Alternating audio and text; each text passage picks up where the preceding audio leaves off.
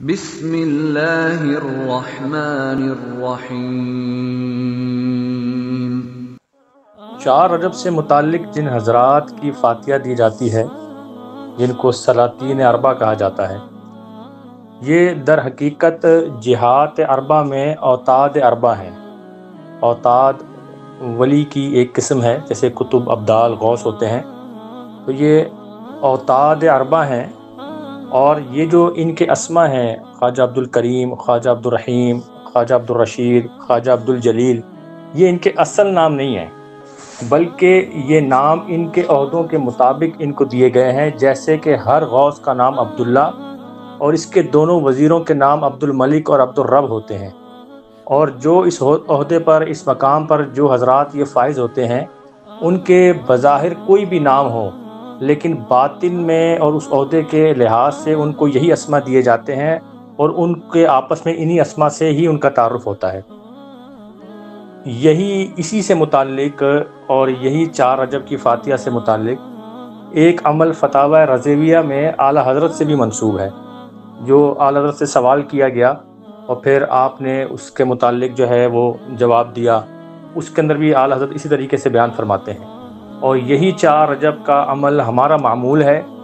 اور عمل یہ ہے کہ 4 رجب کو مغرب کی نماز کے بعد کچھ میٹھا رکھ لیں یا کچھ پکا لیں، جیسا آپ کو مناسب ہو، اور اس کے بعد چاروں جہتوں کی طرف رخ کرنا ہے، اور جس جہت سے جو شخص منسوب ہے، جو حضرت منسوب ہیں، ان کو وہاں پر سلام کرنا ہے۔ مشرق کی طرف منہ کر کے کہیں گے السلام علیکہ یا خواجہ عبد الکریم، شمال کی طرف منہ کر کے کہیں گے السلام علیکہ یا خواجہ عبد الرحیم، جنوب کی طرف سلام کریں گے السلام علیکہ یا خواجہ عبد الرشید، اور مغرب کی جانب سلام کریں گے السلام علیکہ یا خواجہ عبد الجلیل۔ اس کے بعد قبلے کی طرف منہ کر کے 7 مرتبہ یہ دعا پڑھیں گے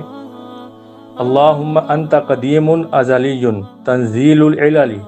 ولم تزل ولا تزال ارحمنی برحمتک یا ارحم الراحمین اللہم اغفر لامت سیدنا محمد صلی اللہ علیہ وسلم اللہم ارحم امت سیدنا محمد صلی اللہ علیہ وسلم۔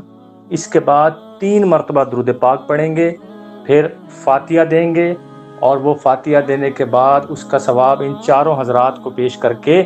یہ کھانا غریبوں میں تقسیم کریں، بچوں کو دیں، خود کھائیں۔ اعلیٰ حضرت رحمۃ اللہ علیہ اس عمل سے متعلق لکھتے ہیں کہ دعائے مذکور جائز ہے اور اس میں بہت برکات ہیں،